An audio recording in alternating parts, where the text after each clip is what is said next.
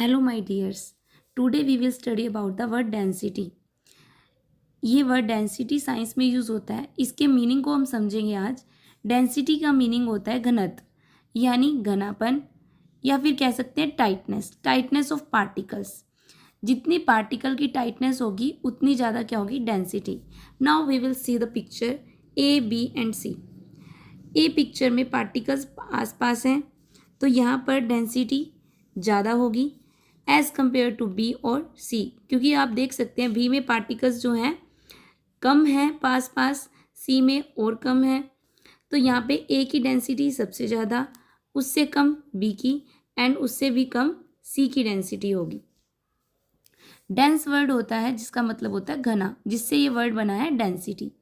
Density का formula होता है मास बाय में वॉल्यूम, या हिंदी में कहें घनत्व का फॉर्मूला हो गया द्रव्यमान बटे में आयतन। मास को हम क्या कहते हैं, भार या द्रव्यमान। मास से हम क्या समझते हैं एग्जैक्टली कि भार कितना है। पार्टिकल्स जो होते हैं एक्चुअली में किसी भी ऑब्जेक्ट में जो पार्टिकल्स होते हैं उनका मास होता है, उसी की वजह से उस ऑब्जेक्ट का मास होता है। एग्जैक्टली जो इसमें खाली स्पेस है हम उसको काउंट नहीं करते, पार्टिकल्स के मास की वजह से ही उस ऑब्जेक्ट का मास होता है। फिर नीचे हम बात करते हैं वर्ड वॉल्यूम या आयतन। इससे हम क्या समझते हैं, वॉल्यूम का मतलब होता है ऑक्यूपाइड स्पेस, यानी कि जो कोई ऑब्जेक्ट है उसने कितना स्पेस ले रखा है। या फिर जैसे अब ये आपके सामने पेन है, इस पेन ने कितना स्पेस ले रखा है, एग्जैक्टली जितना स्पेस इसने कवर किया है वो इसका क्या हो जाएगा, वॉल्यूम हो जाएगा। इसी तरह से आपके पास डेंसिटी का फॉर्मूला हो जाता है मास बाय में वॉल्यूम। अब ये एक है सिंबल, इस सिंबल को बोलते हैं हम प्रोपोर्शनैलिटी। इस सिंबल को हम बोलते हैं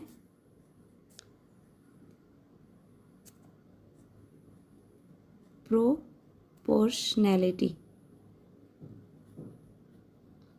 प्रोपोर्शनैलिटी का ये सिंबल होता है, यानी कि density is proportional to the mass. अब एक होता है डायरेक्टली प्रोपोर्शनल और एक होता है इन्वर्सली प्रोपोर्शनल।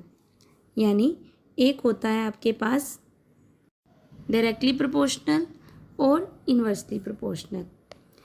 जैसे मास हमारा इंक्रीज़ करेगा तो हम क्या कहेंगे, डेंसिटी भी इंक्रीज़ करेगी। किसी ऑब्जेक्ट के मास के इंक्रीज़ करने से डेंसिटी इंक्रीज़ होगी, मास डिक्रीज़ होगा तो डेंसिटी भी डिक्रीज़ हो जाएगी। तो हम ये कह सकते हैं density is directly proportional to the mass. Similarly ये प्रोपोर्शनैलिटी का ही साइन है, लेकिन यहाँ पे टर्म कैसे है, 1/वॉल्यूम। It means density is inversely proportional to the volume. Density is inversely proportional to the volume. अगर वॉल्यूम इंक्रीज करता है तो डेंसिटी डिक्रीज करेगी, अगर वॉल्यूम डिक्रीज होता है तो डेंसिटी इंक्रीज करेगी। It means they are inversely proportional. एक चीज़ बढ़ती है तो दूसरी घटेगी, अगर वॉल्यूम घट गया तो डेंसिटी क्या हो जाएगी, इंक्रीज हो जाएगी। वन मोर एग्जाम्पल, आपके सामने 3 पिक्चर है। फर्स्ट है high density, second medium density and third is low density. आप हेयर की अगर देखेंगे तो नीचे एक क्रीम कलर का जो पिक्चर है, यानी हमने वॉल्यूम जो है वो सेम ले रखा है। उसी पर्टिकुलर वॉल्यूम में हम फर्स्ट में देखते हैं हेयर काउंट्स ज़्यादा हैं, सेकंड में हेयर काउंट्स कम है, थर्ड में हेयर काउंट्स बहुत ही ज़्यादा कम है। या हम ये कह सकते हैं कि फर्स्ट में पार्टिकल्स बहुत ज़्यादा हैं as compare to first, second में पार्टिकल्स कम है एंड थर्ड में पार्टिकल्स और भी कम है। पर तीनों में एक चीज़ सेम है, वो क्या है, आपने वॉल्यूम जो है तीनों में फिक्स लिया, तब जाके आप उसको कंपेयर कर पा रहे हो कि एक में चीज़ ज़्यादा है एक में कम है। ठीक है, तो उसमें आपके पार्टिकल्स जो हैं आसपास हैं फर्स्ट में, तो उसमें डेंसिटी क्या होगी, ज़्यादा होगी। पार्टिकल्स थोड़े से उसके बाद कम हो गए सेकंड में, तो वहाँ पे डेंसिटी कम होगी। एंड थर्ड वन में पार्टिकल्स जो हैं वो बहुत ही कम है, इस करके वहाँ डेंसिटी बहुत ज़्यादा कम हो गई। तो इस तरह से आप डेंसिटी को समझ सकते हैं। Thank you.